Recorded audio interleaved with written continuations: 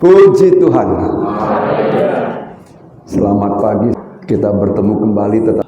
Baik, saya ingin mengucapkan selamat hari kebangkitan Tuhan Yesus.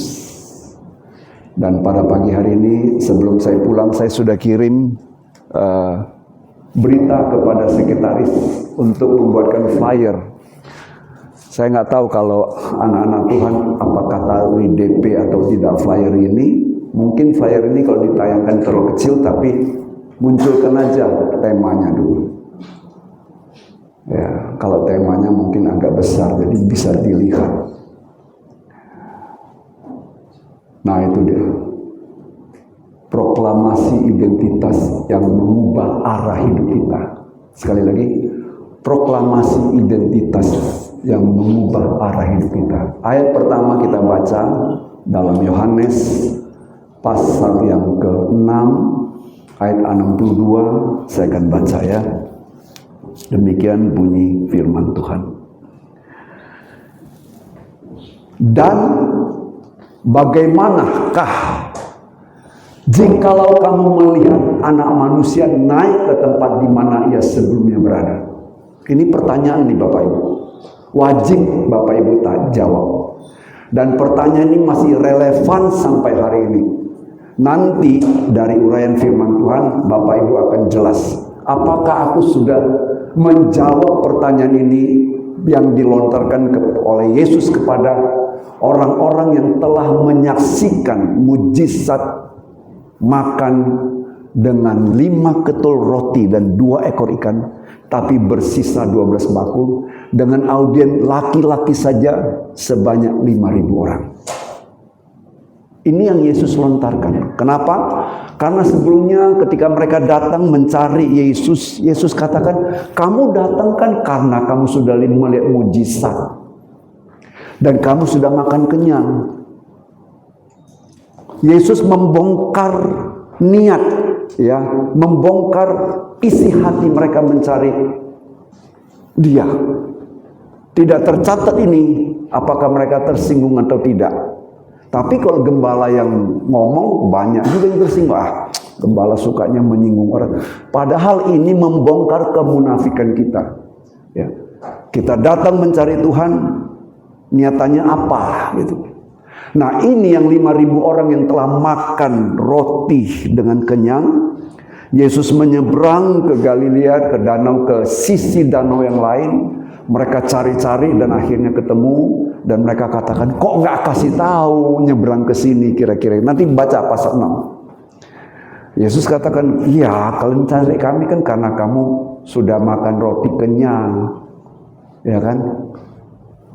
Lantas Yesus katakan di ayat 27. Ya, boleh tayangkan. Bekerjalah untuk makanan yang bekerjalah bukan untuk makanan yang akan dapat binasa, melainkan untuk makanan yang bertahan sampai kepada hidup yang kekal, yang akan diberikan anak manusia kepadamu.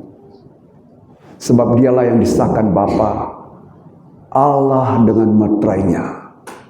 Ini juga pagi hari ini menjadi himbauan. Apakah Anda sudah bekerja hanya untuk mencari makanan sesuap nasi, pagi, siang, sore, malam, sampai pada hari kenaikan Tuhan Yesus, Anda tidak bisa meninggalkan usaha. Anda tidak bisa meninggalkan pendapatan mungkin hanya 1 juta hari ini. Katakanlah pendapatan hari ini 1 juta.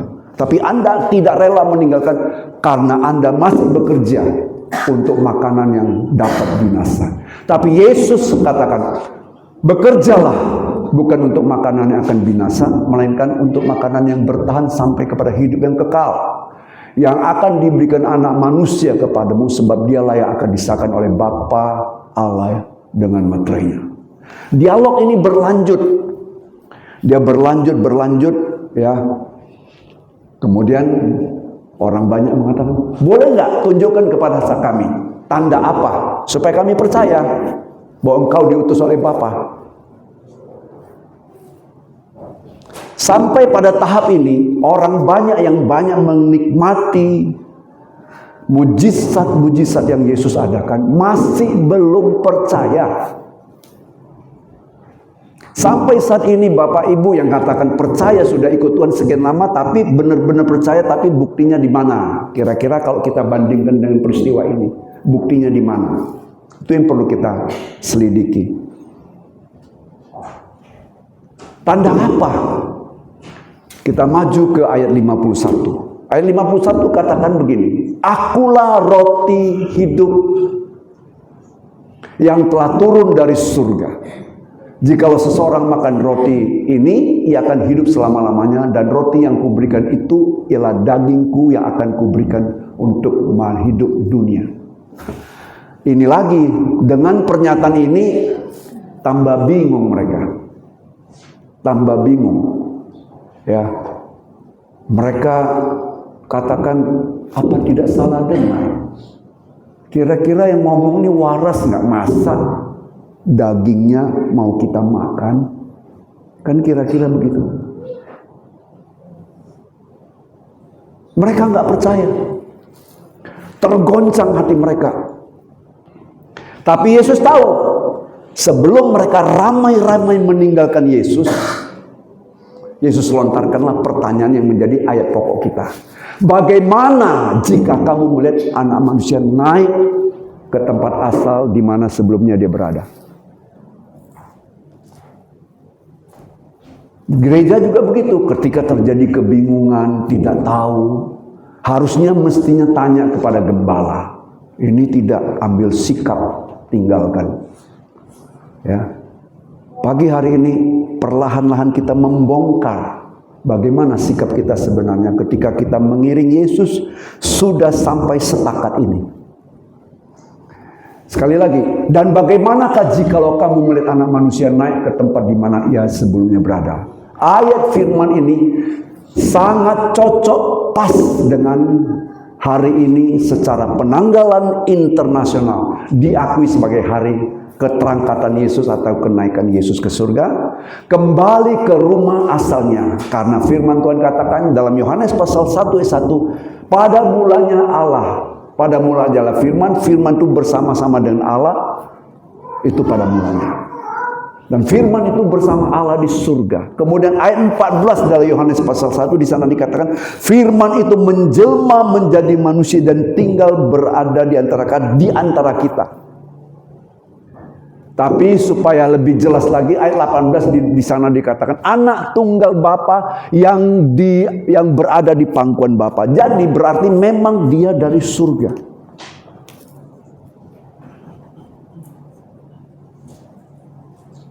Nah, oleh karena itu kita simak baik-baik. Saya sangat yakin dan percaya ayat ini masih relevan kalau saya tanyakan kepada kita semua. Bagaimana jikalau engkau mengerti, kalau dulu melihat, sekarang saya ubah. Bagaimana jikalau engkau tahu hari ini, hari Kamis adalah hari kenaikan Tuhan Yesus? Masih relevan kan? Saya ubah sedikit. Kalau dulu mereka, bagaimana jika engkau melihat anak tunggal Allah yang berada di pangkuan Bapa Allah, ya, kembali ke tempat sebelumnya di mana dia berada. Sekali lagi saya ulangi, bagaimana sikap kita kalau kita mengetahui hari ini adalah hari Yesus terangkat ke surga? Nah, itu dia. Kita perlu mempelajari ini. Karena firman Tuhan bagaimana itu masih relevan sampai sekarang. Tapi, coba kembali ke ayat pokok kita, ayat 62. Yang masih relevan itu bagaimanakah jikalau kamu melihat anak manusia naik. Anak manusia naik ke tempat di mana yang sebelumnya berada, itu sudah terjadi. Yang kita rayakan sebagai hari kenaikan Tuhan Yesus. Tapi, kalimat pertanyaan bagaimana sikapmu, bagaimana sikap kita, itu relevan sampai kita mengakhiri hidup kita.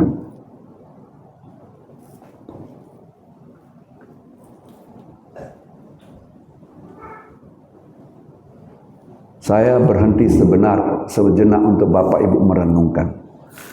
Tadi pagi persiapan diri untuk datang ibadah. Hari ini adalah hari kenaikan Tuhan Yesus. Bagaimana saya semestinya? Apakah ada yang ragu-ragu untuk datang? Dan terakhir, setelah Yesus bertanya demikian, nyatanya memang benar hati mereka tergoncang dan tidak percaya. Padahal ayat firman Tuhan itu bagaimanakah?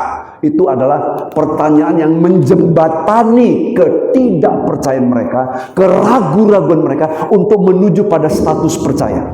Padahal ini, pernyataan ini. Tapi akhirnya mereka berbondong-bondong tinggalkan Yesus. Ya, mungkin dalam kondisi lapar ya, karena waktu pertama kali Yesus katakan, jangan suruh mereka pulang, nanti pada jatuh di tengah jalan. Ya, tapi bagaimana, kata murid-murid Yesus? Di sini kan nggak ada orang jual makanan. Ini kata Filipus, bagaimana? Dari mana mendapat roti sebanyak untuk memakan sebanyak orang ini? Ya, tapi ternyata ada seorang anak kecil yang membawa roti, 5 ketul roti dan 2 ekor ikan. Dari inilah akhirnya mencukupi untuk dimakan, dikonsumsi oleh 5.000 pria saja. Dan ketika tahap berikutnya mereka berbondong-bondong mencari lagi, Yesus membongkar kemudikan mereka. Kamu datang mencari saya kan karena sudah lihat, udah makan kenyang toh. Makanya Yesus katakan, bekerjalah untuk makanan yang tidak akan binasa, yang bertahan sampai hidup kekal, yang akan diberikan oleh Anak Allah. Dialah yang disahkan dengan menterainya Allah. Jadi yang memberikan roti, yang nanti sebentar kita akan makan roti itu adalah Anak Allah yang disahkan oleh menterai. Pertanyaannya, apakah kita percaya atau tidak? Saya pernah waktu saya masih muda, belum datang ke gereja, tapi kakak saya yang hari ini tidak datang, dia lebih awal datang ibadah di gereja yang salibnya tinggi. Saya nggak perlu sebut namanya. Terus dia bersaksi begini, ada imam di dalam gereja denominasi kami. Dia tidak percaya kalau ini adalah darah. Nggak percaya dia. Dia yang akan menyalurkan roti dan anggur, tapi dia tidak percaya. Tapi Tuhan menunjukkan mujizat bahwa ketika dia mau meneguk anggur itu berubah menjadi darah. Kabarnya sampai sekarang disimpan di satu negara yang terkecil di atas muka bumi. Kecil tapi satu negara. Dan saya mendengar kesaksian daripada hamba Tuhan, gembala saya sendiri. Ada seorang ibu yang setia datang ibadah, setia mengikuti perjamuan kudus. Ini ibu loh. Kadang-kadang bapak-bapak lihat hari Minggu ada hari perjamuan, entah kemana perginya.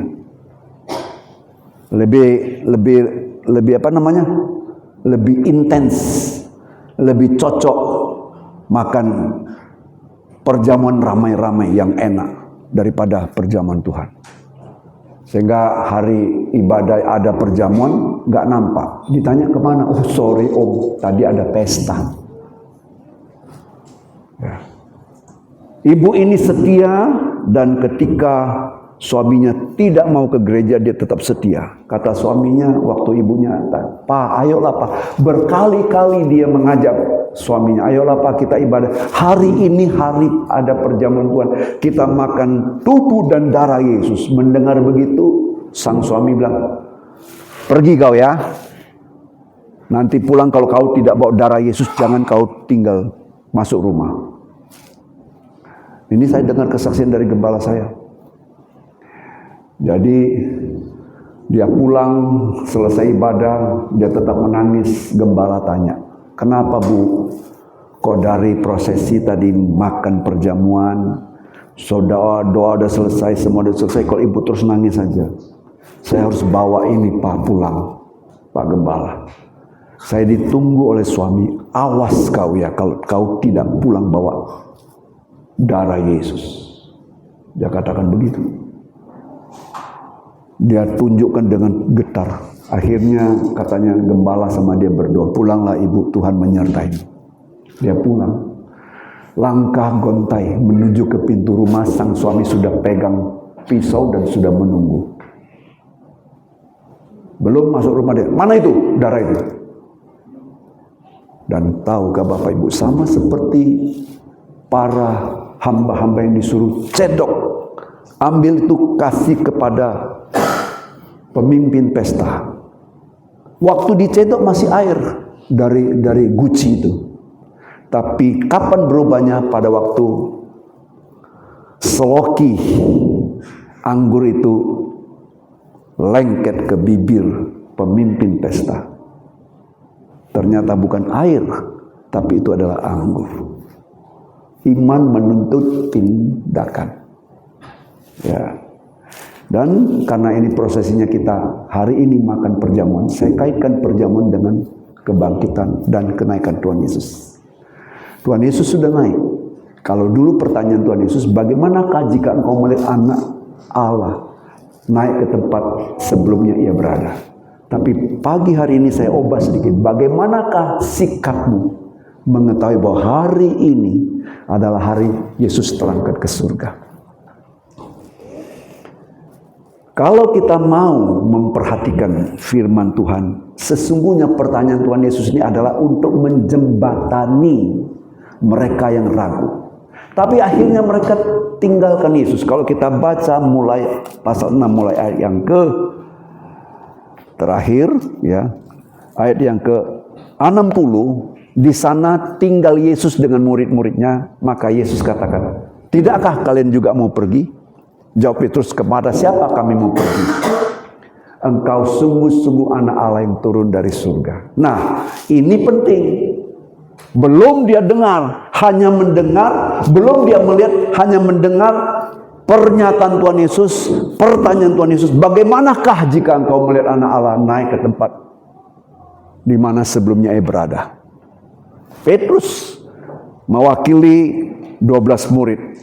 Dia mengatakan, kepada siapa kami mau pergi? Karena perkataanmu, karena engkau sungguh-sungguh anak Allah yang turun dari surga. Nah, kemudian beberapa waktu kemudian, kalau kita baca di dalam Kisah Rasul pasal 1 mulai ayat 9, 10, 11, atau kita baca aja karena ini nanti untuk saya uraikan. Sebelum saya uraikan, kita baca dulu sama-sama. Kisah Rasul pasal 9, pasal 1 ayat 9. Sesudah ia mengatakan demikian, terangkatlah ia disaksikan oleh mereka dan awan menutupinya dari pandangan mereka. Lanjut 10. Ketika mereka sedang menatap ke langit waktu ia naik itu, tiba-tiba berdirilah 2 orang yang berpakaian putih dekat mereka.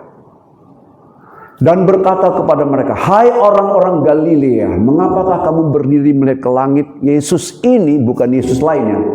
Yesus ini sebab perlu ketegasan. Karena di Filipina ada yang namanya Yesus. Ya.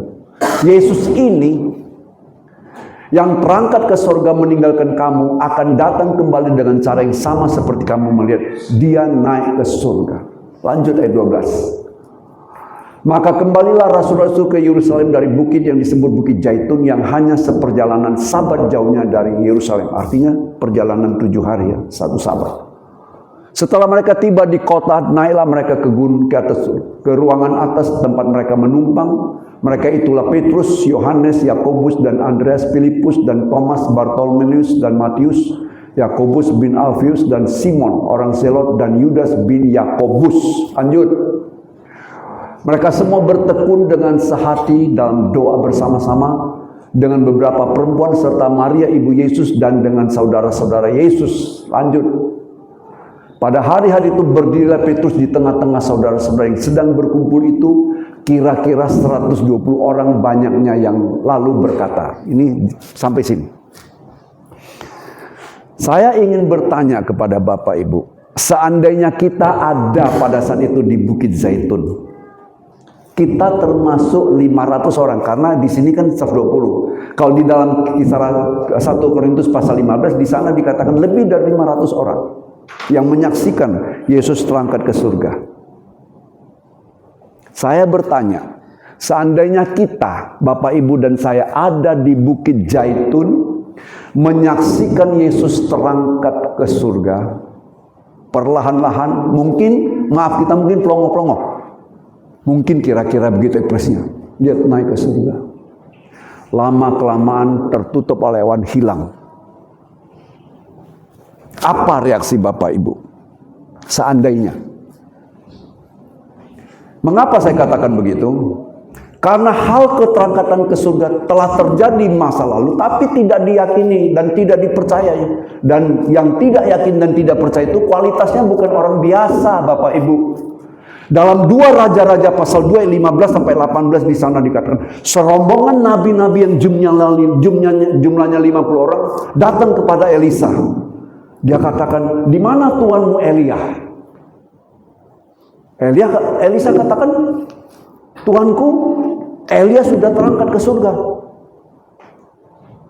Yang lucunya, malah minta izin kepada Elisa. 50 rombongan nabi minta izin kepada Elisa untuk mencari, jangan-jangan jatuh ke salah satu lembah.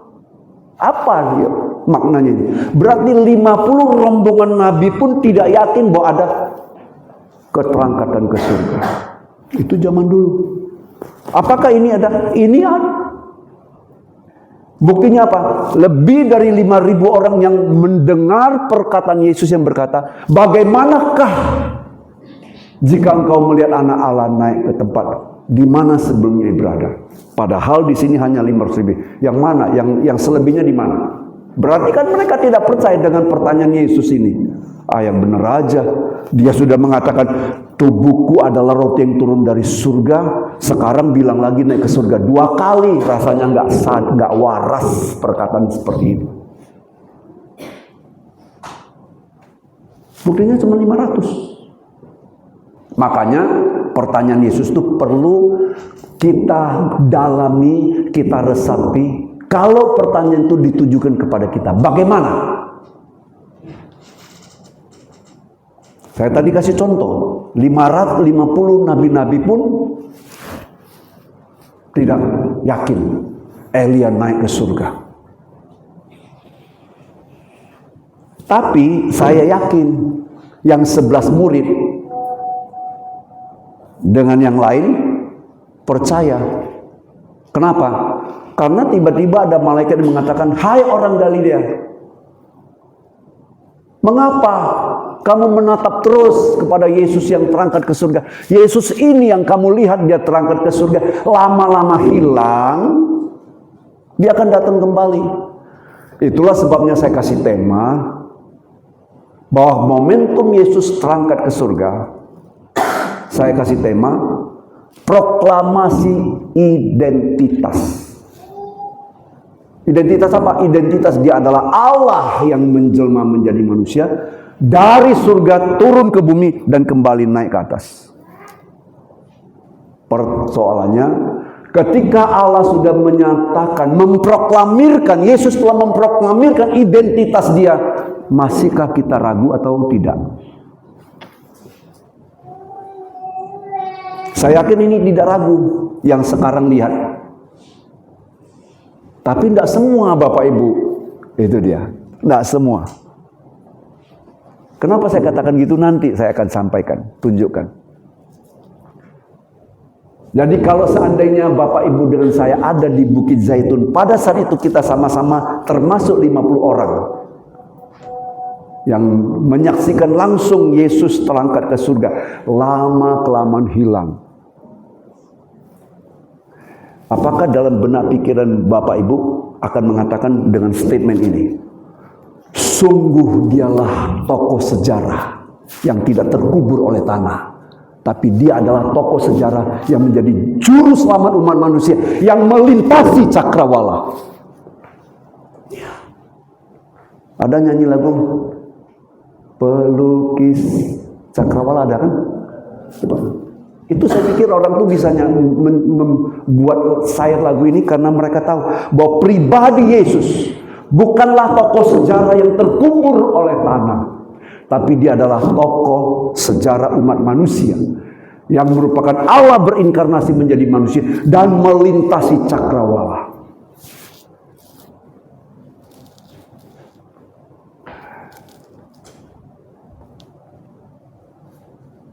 Jadi jelas pagi hari ini kita merayakan yang sudah diakui oleh dunia internasional. Penanggalan hari ini Kamis tanggal 14 adalah hari kenaikan Tuhan Yesus. Kalau penanggalan dunia internasional sudah mengakui, sekarang bagaimana kita di dalamnya adalah komunitas internasional? Apakah kita masih ragu atau tidak? Dan sekarang bagaimana sikap kita? Saya kasih 3 contoh.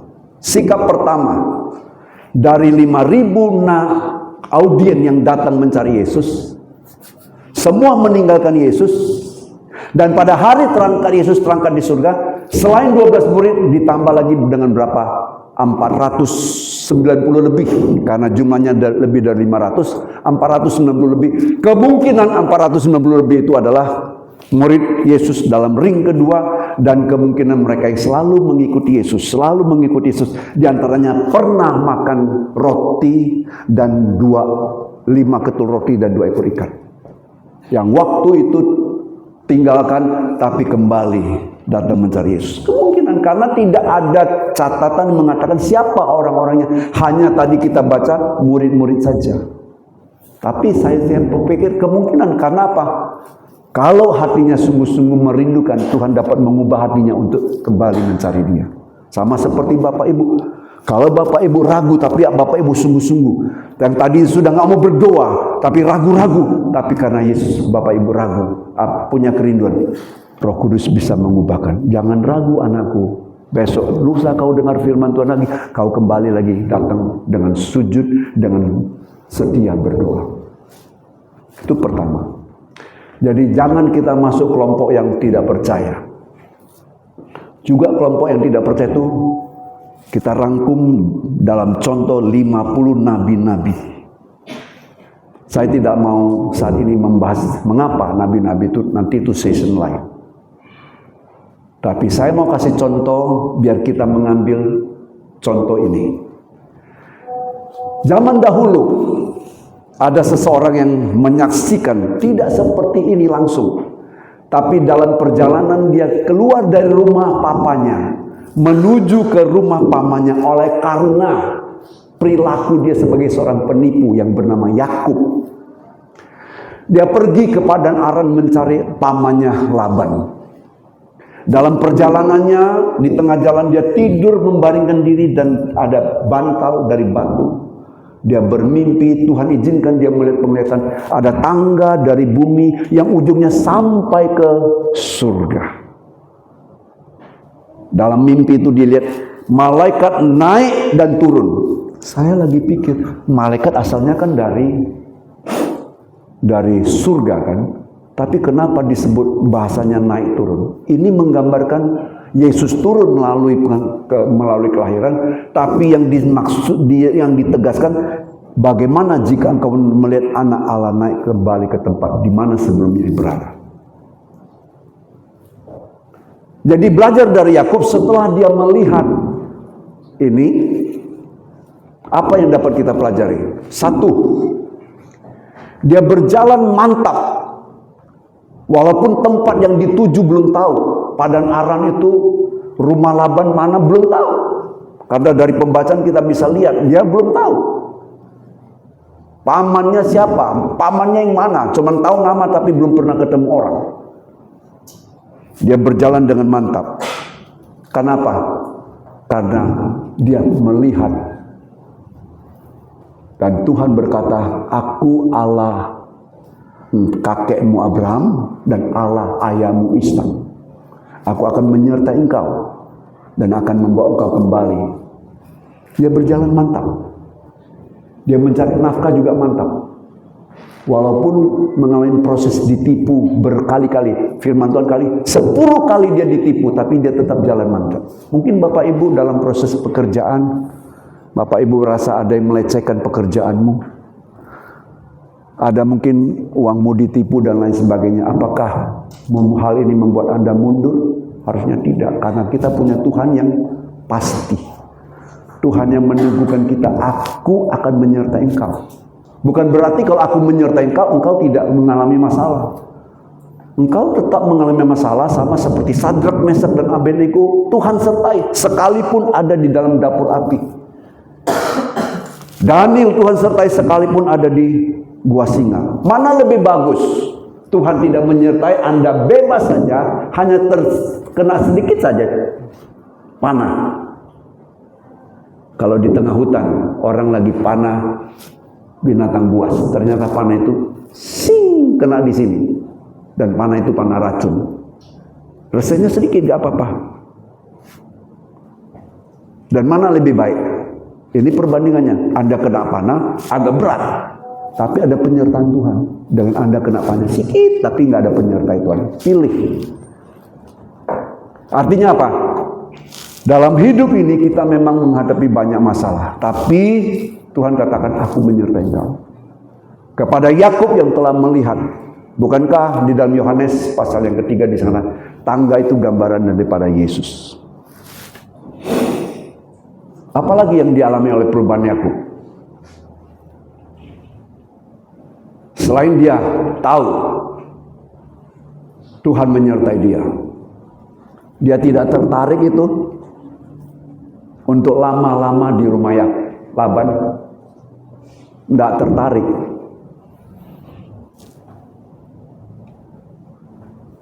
Dia tahu dia pergi ke Padan Aram, ke tempat pamannya Laban, bukan tujuan hidup dia.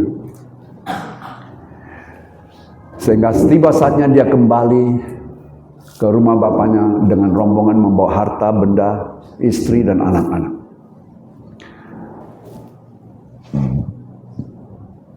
Jikalau kita tahu bahwa rumah kita bukan di sini, rumah kita di surga, seperti Paulus katakan di dalam Filipi pasal 3, 20 dan 21, coba saya baca bagi Bapak Ibu. Ya. Karena kewargaan kita adalah di dalam surga, dan dari situ juga kita menanti Tuhan Yesus Kristus sebagai juru selamat yang akan mengubah tubuh kita yang hina ini sehingga serupa dengan tubuhnya yang mulia, menurut kuasanya yang dapat menaklukkan segala sesuatu kepada dirinya. Mungkin Anda dalam kehidupan jasmani Anda semakin hari semakin melemah, mungkin sakit, penyakit. Tapi ini tidak membuat Anda berkecil hati. Karena kita tahu asal kita dari surga dan Yesus sudah pulang menyediakan tempat bagi kita. Ketika Yesus jelas terangkat kembali ke surga, memproklamirkan dirinya bahwa dia menang dari sana. Hal yang terindah apa? Aku pulang kembali ke rumah Bapa menyediakan tempat bagimu. Dan apabila sudah selesai, aku akan datang menjemput kamu, membawa kamu, supaya di mana aku berada, kamu pun berada. Ini luar biasa Bapak Ibu. Luar biasa. Yakub jelas memiliki iman seperti itu. Sehingga dia tidak berlama-lama di Padan Aram, di tempat pamannya. Ya. Tidak mau terikat, tidak mau terperdaya, tidak mau melekat dengan apa yang dia nikmati, hasil yang dia dapat, lembu sapi yang banyak. Ada Bapak Ibu di sini yang saking terpikatnya pekerjaan, saking terpikatnya dengan hasil, datang ibadah pun lupa. Ada, berarti Anda belum memaknai Yesus bangkit, Yesus mati dan naik ke surga, menyediakan tempat bagimu. Dalam konteks yang lain saya mau sampaikan, tapi di waktu akan kesempatan yang akan datang, tapi saya singgung sedikit. Yesus pertama kali datang,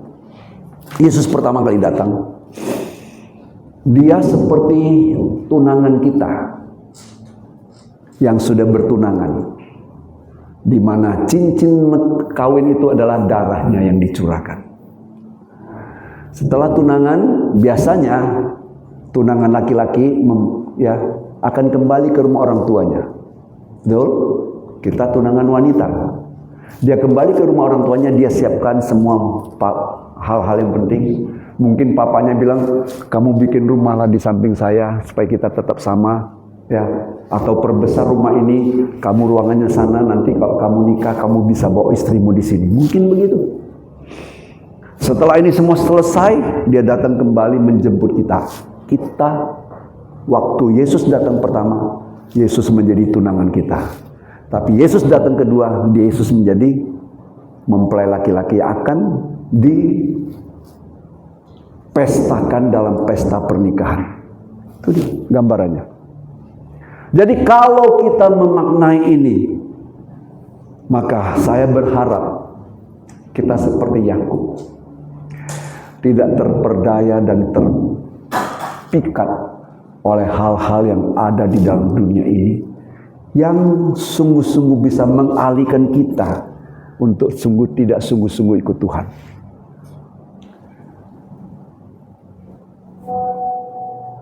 Saya sambung di waktu yang akan datang dengan tema ini, tapi saya buka sedikit bahwa saya mau lihat kesungguhan Bapak Ibu apakah tercermin dari ayat yang akan saya baca.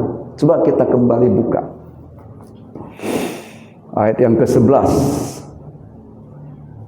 dari Kisah Rasul pasal pertama ayat yang ke-12 mulai. Maka kembalilah rasul-rasul itu ke Yerusalem dari bukit yang disebut Bukit Zaitun, yang hanya seperjalanan sabat jauhnya dari Yerusalem. Terus setelah mereka tiba di kota, naiklah mereka ke ruang atas tempat mereka menumpang. Mereka itu ialah Petrus dan Yohanes, Yakobus, Andreas, Filipus dan Thomas, Bartolomeus dan Matius, Yakobus bin Alfius dan Simon orang Zelot dan Yudas bin Yakobus, 11 orang. Lanjut.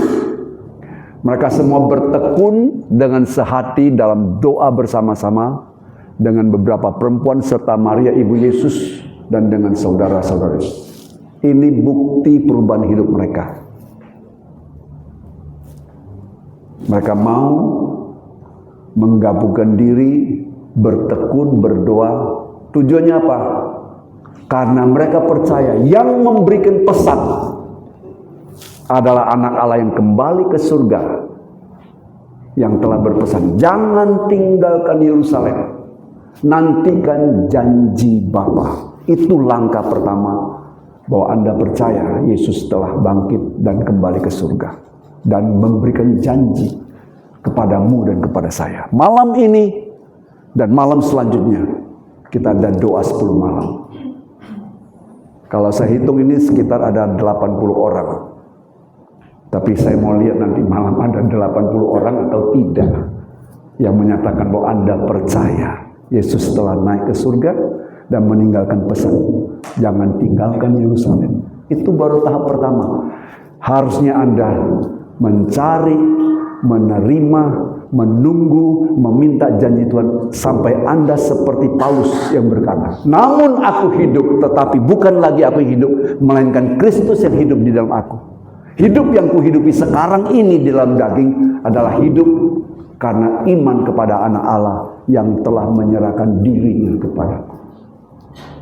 Malam ini ketika kita berdoa itu langkah pertama, Anda mau yakin, siap, roti kehidupan secara fisik diubah menjadi perkataan-perkataan yang kukatakan adalah roh dan hidup. Yesaya Yohanes 6 ayat 63, satu ayat setelah ayat pokok kita. Kalau Anda percaya, maka perkataan dia bukan hanya sekedar roti kehidupan, tapi perkataan dia sudah menjadi satu sumber kehidupan. Perkataan-perkataan yang kukatakan kepadamu adalah roh dan hidup. Siapkah Anda menantikan janji Tuhan yang akan diberikan ketika Anda dengan tekun datang berdoa, mencari, meminta janji itu? Dia yang berjanji tidak pernah akan gagal. Itulah sikap pertama yang mesti kita tunjukkan setelah kita mengetahui memang benar Yesus naik ke surga. Sikap selanjutnya saya akan sambung di hari-hari akan datang. Tuhan memberkati.